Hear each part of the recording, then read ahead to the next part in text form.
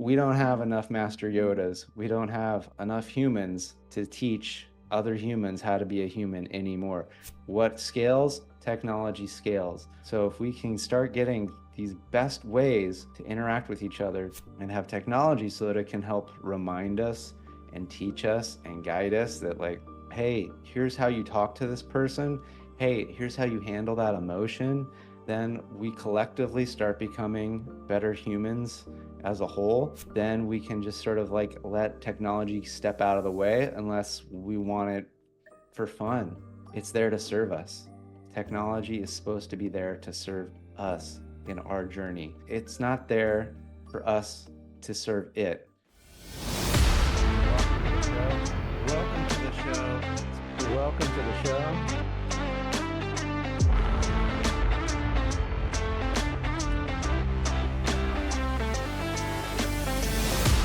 Hi there. Today I am talking about my vision for the world and where technology fits into that, because this is going to be a little bit of a different type of a show because I've been off for a month because we've had some fantastic interview episodes. Today it's just you and me rekindling the love. And in that time where I've been out in the world. I've actually been out in the world. I've been experiencing things. I went to a festival for a 3-day festival. So a lot of interactions with people, some great experiences, and then some other things not so great. I've also been going to some tech networking events, and there's some great, amazing technologies and some great people. And there's some stuff out there, it's not so great. So I want to kind of talk about how can we start going into this direction of a great world to live in. And I'm going to share with you my vision of what that world looks like for everybody, including you. Yes, yes, even you watching, listening, with your background, the way you look, what you want to do with your life, the things that you've done, even you. I want a great world for you, and I want technology that makes that even better.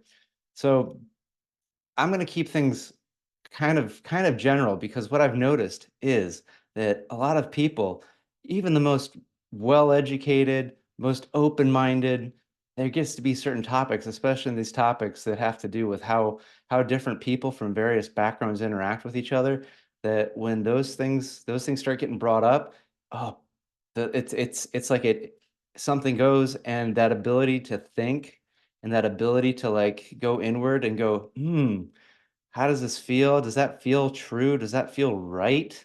Does that feel like something that is how I want to be living in the world? That goes out the window, and it just becomes like muscle memory as far as the speech, things that are said, and what's expected, and how you're supposed to behave, and what you're supposed to think, and what you're supposed to do. So I'm going to avoid using any terms and to describe groups of people, because when I get to talking about my future vision for what the world is meant to be, it doesn't fucking matter. You're like, "How, Justin, how can it matter? How can it not matter? What's, what kind of a household I'm born into, what my sexuality is, what my gender is, what my race is." Stick with me. And so if this is for you, this episode is for you, and you're going to totally get it. And you're going to like, "Oh my gosh, I see what he's talking about." And you're going to have some ideas of how we can get there. But if this episode's not for you, it's not for you. And if I spelled it out a little bit more, it wasn't. And I don't want to take away the world that you live in right now. I don't want to. I'm not here to take anything away. I'm just here to provide even more options, even more opportunities, because I believe there is plenty, there is abundance, there is so much possibility, that this way that we have been living and are living currently, it's so outdated. It's so unnecessary. Well, the way I see that a lot of people are viewing the world and operate in the world is it's very similar to, I write about this in my book, Engineered to Love: Going Beyond Success to Fulfillment, that when I was growing up, I had a sister, and there was one time I was probably like 9, 10. I was in like kindergarten, first grade, whatever that age is. I had a wireless TV, a TV that, because back then TV was broadcast, cable TV was existed. It was still early. There were still plenty of channels that you could just get from broadcast TV, and I had a TV, a little TV. It was like about not even a 2-inch screen, color. I went fancy. I think I bought this with my own money, or I asked Santa because I was still into Santa at that time. And I was watching it in the back of the Toyota minivan that my mom was driving, and my sister was in the other seat or somewhere. And at some point, I'm just like, I want to watch Punky Brewster. Punky Brewster reruns are on. Fantastic show. I really loved it. Punky Power. Really enjoyed it. But my sister wanted it. She was like, I want to watch something else. I was like, no, I'm watching my thing. I worked hard to get this thing, and I'm watching something. I'm enjoying it. And my sister just starts screaming, crying, like as if I would have just, as if I was beating the living fuck out of her, right? Like I was just like waylaying her. I didn't put a hand on my sister, not a hand. I didn't say nary a naughty word at her. I just said, no, I don't want to. But this was the game she liked to play, the game of being like, ooh, something's been done to me. I've been harmed. The victim. She liked to play the victim. And what role does this put me into? What role does this put me into? This puts me into the role of the perpetrator. I am the perpetrator because she puts in the victim. And again, I'm like 8, 9, whatever. First, I'm not aware of these roles or how to get out of them. And I find it very interesting. One word that gets thrown around a lot is the word privilege. Privilege. So I was privileged. I had the TV. Privileged perpetrator, privileged, and then there has to be a victim for there to be a perpetrator or a privileged person. There has to be somebody without. I do find it very interesting that, again, if we're using this term privilege, it usually means there's somebody bestowing that upon some and not others, which means there ends up being someone or some other entity that is even above that has the power to decide who gets and who doesn't. And we seem to often forget this in these areas, who's privileged and who is not privileged. That, well, who's deciding this? Why do we not get to call them out? The one who is actually bestowing privilege and not. And we kind of like to think, well, but the privileged one is the privilege. It's like, no, whoever has, because if you are the one to bestow privilege, you just have the power. You don't have privilege. You don't need privilege. You're above privilege, right? And so then if you're above it, then you can bestow it to some and not others. And this is a way to do some control, right? Yeah, starting to think here, what's really going on. So really, in this situation, who's got the control? Who's above the privilege, the having more and the not enough? My mom in this family situation, right? So who's mom in the societal situation? I'm not here to decide that, get into that. Just something like there's got to be something going on there. So my sister wants it. I don't want to give it up. She plays the card of like, oh my gosh, a wrong is being done to me. I am being wronged by not getting what I want. And my mom, my dad was in the military, so he was often away for weeks at a time, sometimes 6 months at a time. So a lot of times my mom was effectively like a single mom. And she would have to work, take us around. It's a tough thing. So she did amazing. She did amazing with what she had. So I don't blame her. She was doing her best. But she would just, like, for limited patience, limited training, limited ability, limited knowledge, she would just go like, Justin, knock it the fuck off and just give your sister the goddamn thing. And so what happens here, right? Basically, it's now flipped. Now my sister is the one that has, and now I am without. Has anything actually changed here? Just the roles have flipped. We still have somebody who is privileged, someone who is not privileged, someone who is now perpetrated, and someone who has been victimized. And one thing that I've realized is someone like, because I believe we all have had situations where we've done wrong and we've been wronged. There is privilege in being the wronged individual. You're like, Justin, how can you say that there can be privilege in being a victim? You know what is going on. You know the story. You know something has been wronged and that there's somebody wronged you. It creates certainty. Certainty. There's certainty in this. Yes. Yes, there's some certainty. You know the role. Like now we need something to right the wrong. So that's why the story likes to go back and forth. We've been doing it for as long as we've been humans, right? There's other ways though, right? Picture it. Picture it. Instead of just this one TV, we're taught in life, there's only the one TV. There's not enough for everybody. So you got to take turns. Somebody's going to get it, somebody's going to not. Now, anybody that's probably, grown up later than me and had parents get the more bougie fucking minivans where it's got the screens built in with the DVD player, and it's got each seat back has its own individual screen. There's plenty for everybody. So what if my mom had just gone like, Justin, here's another TV for your sister, and it tells my sister, shut up. There's plenty. You have yours. He has his. You can each have your own experience. There's no need to fight. You can just have your experiences. You don't have to play this game, right? Now, nobody's privileged. Nobody's a victim. Nobody's a perpetrator. What are we going to do? Whatever the fuck we want, right? So that ends up being a challenge. Is it's like, oh, now I have to figure out what I want to choose. What do I want to watch, or what do I want to create, or do I want to watch this thing, or do I not? And my sister would have to decide the. And so this isn't about this growing up this problem. This is about what kind of a world do we want to live in? Do we want to live in a world where there's not enough? We've been living in that world. We don't have to live in that world anymore. This is the vision. This is where things are getting to a, and again, I'm not saying that there aren't challenges now, that there aren't things that need to be changed. The question is if we don't have a vision of where we want to head, if you don't know how you want it to be, you're never going to get there. You're not going to be able to know how we need to change the institutions we have or what institutions we need to create if we don't know where we're going. So picture it, a world where there's plenty of food, there's plenty of housing, there's plenty of healthcare, there's plenty of opportunities to create, to share, to consume, all of this.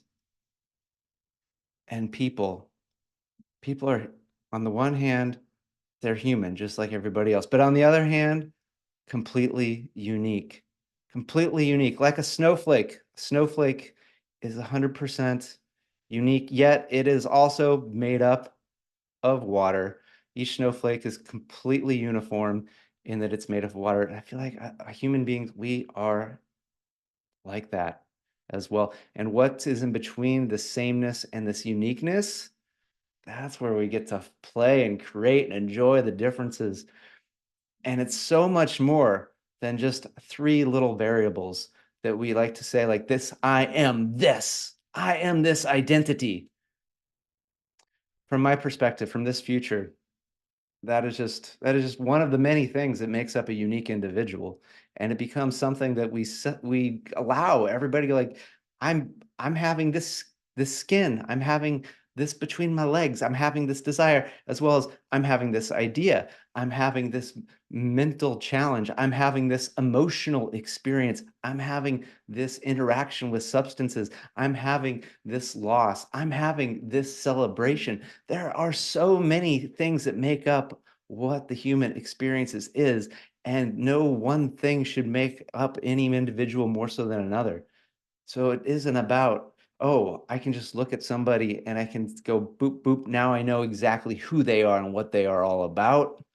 I have to, it's like, oh, I recognize now. I just gotta, oh, what is this person all about? What do they want? Who are they? What fires them up? And they likely or likewise also get to go that about me. We get beyond the assumptions that just because I can see a certain thing with my eyes. So one of the events I went to, um, there was one who's blind, and I'm just thinking like, and there's actually, it's like you must have a whole different way of uh, categorizing the world if you can't see people, right? Because we are going to categorize because that's what the human system does, but it's what do you do with that categorization? And I'd be very curious when somebody can't see how they end up categorizing. Is it tonality of words? Do scents start to play a bigger impact? because there's gonna because we all like to like go, okay, oh, am I safe? Am I not safe? Things like this. Um, and so what if we were in a world where we could just get beyond the traditional ways that we go, a person has to be like this because they are this sort of way. It's like, oh, they have this and they want that. Okay, no big deal. And we also allow a little bit more, like, because again, the way I sort of look at, again, 100% unique, but also 100% human, and in between, then it becomes that these things, these ways that we appear, if we look at it that these are just accoutrements, like putting on a coat. Like if I put on a rain jacket, I am not a rain jacket. Just because I look a certain way does not mean I necessarily am that certain way, or that that is going to define me. And I feel like that's a lot of the world that we've been living in, where we allow, even though in some weird way we're told not to, but on the same way that it's also like, yeah, but this is how it's supposed to be based off how appearances are. It's like, no, to me, it's like if I can tell a story and it's wrong for one group of people to do it to another group of people, if I swap the groups of people, it should still be wrong. It just, yeah, it's like, is this improving the human experience or not? And so now you're probably going like, all right, maybe I'm a little, you're like, okay, where does technology come into play? Well, because to me, it really is about the human experience, and it becomes going beyond the hero's journey and getting to more of a human journey. And I think I had this thought, but I got to give it to Rachel Warmath, who's just on the most recent episode with her book Alive in the Fire. She uses the tagline like, this is about going beyond the hero's journey to the human journey. And I 100% agree with that, because the hero's journey, it's going back to that same old bullshit where there has to be some problem, some sort of enemy, something to be overcome, some bad thing, and that the hero has to figure out how to be good enough to overcome it. And what if we just got beyond that, and there's no good, there's no bad, there's just, and again, I'm not saying that there can still be the hero's journey. Some people can still be having it, but I'm just saying that doesn't have to be the only experience anymore. Like, I think there can be like basically like having a Westworld. What move this the show Westworld is basically, it's where there's robots, so humans can go and they can be like, I want to be like it's the old West, and I want to fucking shoot people and do some horrible things. And it's like, okay, great, but you're not doing it to other humans that don't want that shit. So it's one of these, imagine a world where people are conscious, they are aware, and they get to choose. And I want more people to have the choice to have a life where they are free, where they are happy, where they're joyful, where they're getting to be themselves as they are, and be more than just how they look, more than just how they want to be romantically. It's also about how they want to enjoy the world. It's about how they want to create in the world. It's about how they want to explore, how they want to grow, what they want to learn, what they want to experience. There's all these multitudes of the human experience. And I want whoever wants to have the choice to explore all that, to have that. That's the vision I hold. And where I see technology coming in is if the technology can support that by helping to, because let's face it, we no longer have enough humans that know how to be a good fucking human anymore, right? We just don't have that. Like, again, going back to the hero's journey, one of the important parts of the hero's journey is the mentor. So think of Master Yoda, right? Who teaches you Luke Skywalker.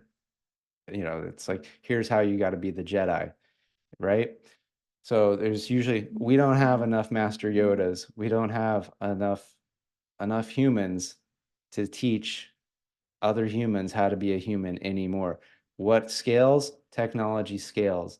So if we can start getting these best ways to interact with each other and have technology so that it can help remind us and teach us and guide us that, like, hey, here's how you talk to this person. Hey, here's how you handle that emotion. Then we collectively start becoming better humans as a whole.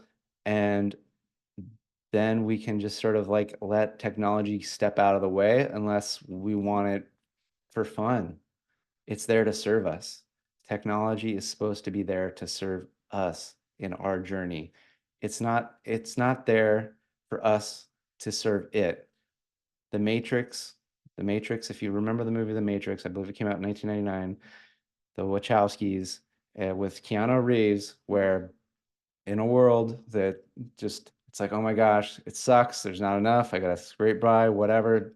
And then eventually gets asked the question, do you want to stay in this matrix, or do you want to wake up? And I can't remember the pill colors, but chooses the pill that wakes him up out of the fucking matrix, and realizes, like, oh my gosh, humanity has been turned into a bunch of copper tops, a bunch of human batteries that are there in a simulation, just there in this agitated state, because that is the most efficient way for them to create power, for these machines, these robotic machines that have taken over the earth.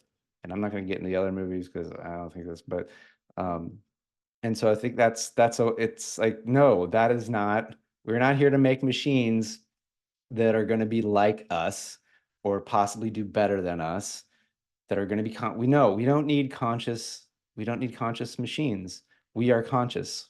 We need to understand and use our own consciousness, and we can design uh, artificial intelligence, machine learning things, technology to help us in our own journey of consciousness, to help us on our journey, right? So this is a human journey. Technology is about the human journey. It's not about the technology. Technology is here for us. We are not here for the technology. Doesn't matter if it's cool. What matters is it going to serve you and me being able to connect more, to have that connection, that love, or that emotion, whatever it is that you and I want to experience together. That's why, this technology that allows me to be podcasting, to have a video over YouTube, that's freaking awesome. But if it gets in the way, if it prevents you and me from talking to each other like two humans, like that, I'm no longer allowed to say things and you're no longer allowed to hear things, because someone somewhere said, like, hey, no, only one person can say this, or nobody should be able to say that, then now this technology is getting in the way and it's disconnecting us. That is not cool. That is not cool. And that's what I've been noticing, is there's a lot of stuff that's disconnecting us, where I'm not allowed to say something because of who I am. You can't say something because of who you are. We can't be our full self around each other. So I can't share what's going on with me. You can't share what's going on with you. And what happens if we were to connect and find out, ooh, we both are having hard times. We're both having challenges. There's a lot of this that we don't like. We might realize that we don't like the system the way it is, and we might actually be able to work together to create ways to get towards the vision that I just lined out, where there's plenty of food, there's plenty of money, there's plenty of housing, there's plenty of opportunities, there's plenty. Everyone gets a TV, everyone can watch what they want to watch, everyone can have the experience they want.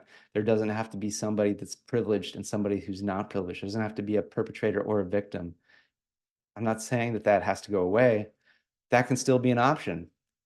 Some people can play that game if they want to. Just, I don't want to play that game anymore. I've had enough of it. And if you're still listening to this, I'm guessing you've had enough of that too. And you're like, let's build a better world where anyone can be themselves, regardless of what their opinion is, what they look like, what they want to do with their private life. Like, it should all be acceptable because it's all human. We're just all these beautiful, beautiful little fucking snowflakes. And that is a great thing. Someone calls you a snowflake.